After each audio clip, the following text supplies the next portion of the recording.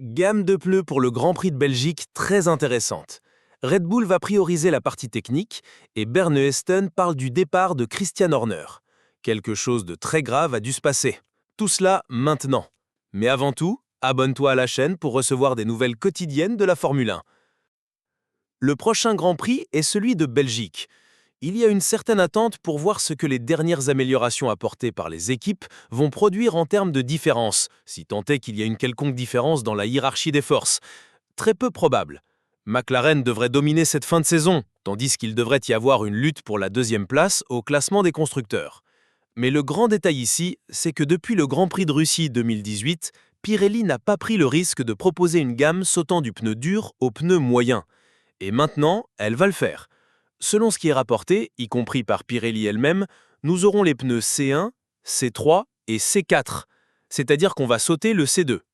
Généralement, quand on saute un composé, c'est pour aller vers un plus tendre, non?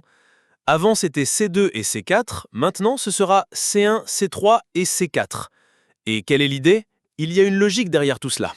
Le Grand Prix de Belgique tend à être une course à un seul arrêt, du moins initialement. Ce que les équipes espèrent, c'est que ce soit une course à un arrêt. L'idée de Pirelli, c'est de faire en sorte que ce soit une course à deux arrêts, puisque les courses à un seul arrêt ont tendance à être bien moins animées. Tout le monde économise les pneus pendant toute la course et personne ne dépasse personne, n'est-ce pas? On a un peu d'action au début, puis tout s'endort. Donc l'idée ici est justement, avec Pirelli, de proposer cette gamme sautant du plus dur au moyen pour essayer de dynamiser la course.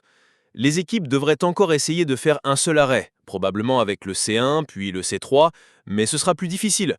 Peut-être que ceux qui tenteront deux arrêts auront un petit avantage dans ce scénario. Bien sûr, la voiture de sécurité et d'autres facteurs vont aussi jouer un rôle. Et lors du live que nous ferons pendant la semaine du Grand Prix, nous parlerons de la probabilité d'une voiture de sécurité, etc. D'ailleurs, je t'invite à découvrir Race Express. Là-bas, nous avons des extraits, des lives, des extraits des lives, des extraits de la chaîne principale, des shorts, enfin, plein de choses se passent sur Race Express. Va jeter un coup d'œil si tu ne connais pas encore. Mais dis-moi ce que tu penses de cette idée de Pirelli.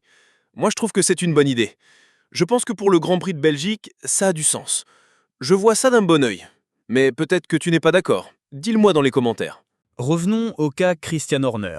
Nous savons maintenant que le nouveau chef de l'équipe, Laurent Makis, certains disent Laurent Max, enfin bref, aura la tâche d'organiser la maison au milieu du chaos chez Red Bull. Mais il est également dit qu'il existe déjà une priorité chez Red Bull, puisque l'on ne devrait pas forcément toucher à la dynamique actuelle de l'équipe, que ce soit du côté des moteurs. Ford elle-même a déclaré que le départ de Christian Horner ne changeait rien pour elle. Alors, dans ce cas, quel est le vrai focus de Red Bull ? D'après ce qui est rapporté, en rappelant que les sources sont toujours indiquées en description, ils souhaitent recruter de nouveaux ingénieurs qui puissent soutenir le directeur technique Pierre Vacher face aux défis imposés par les nouvelles réglementations ainsi que par la récente restructuration. Avec le départ d'Adrian Newey, cela était déjà attendu. Newey était un nom de référence chez Red Bull, c'était lui qui donnait la direction. D'ailleurs, certains articles affirment que le motif du départ de Newey aurait été que Christian Horner voulait réduire un peu sa charge horaire. Et tu vois à quel point c'est fou. Horner touchait à tout le monde. Donc cette idée que certains d'entre vous évoquent de voir Horner chez Aston Martin pourrait s'avérer un peu compliquée. Peut-être que Newey ne serait pas très fan de cette idée non plus. Mais une restructuration technique pour venir en aide à Pierre Vacher, c'était clairement attendu, donc rien de surprenant là-dedans. Voilà donc où se concentre Red Bull, du moins selon les dernières informations. Parlons maintenant à nouveau de Bernie Ecclestone et du cas Christian Horner. Car Bernie a déclaré qu'il avait parlé avec Christian Horner lundi, c'est-à-dire un jour avant son licenciement. Et selon lui, Christian Horner n'a même pas mentionné la possibilité d'être renvoyé. Autrement dit, Christian Horner ne savait vraiment rien. Si vous n'avez pas vu notre dernière vidéo, où l'on parle même de comment l'affaire Porsche influence tout cela, allez la regarder, vous comprendrez un peu mieux. Mais ce sur quoi Bernie insiste vraiment, et je pense que son point est très valable, d'autant plus que Bernie Ecclestone est l'homme qui a transformé la Formule 1 en ce qu'elle est aujourd'hui, et il connaît très bien les coulisses, il a été chef d'équipe, le grand patron de la F1, etc. Il dit ceci. Ce qui attire l'attention, c'est que tu vires un gars avec effet immédiat.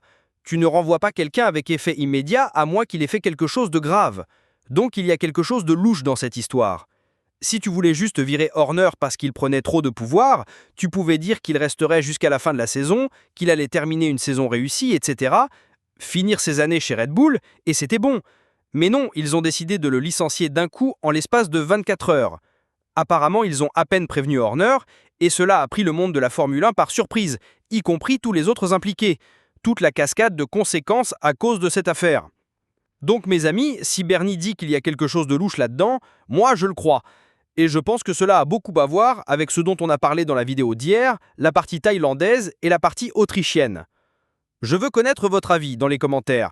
N'oubliez pas de vous abonner et d'activer la cloche pour ne rien rater ici.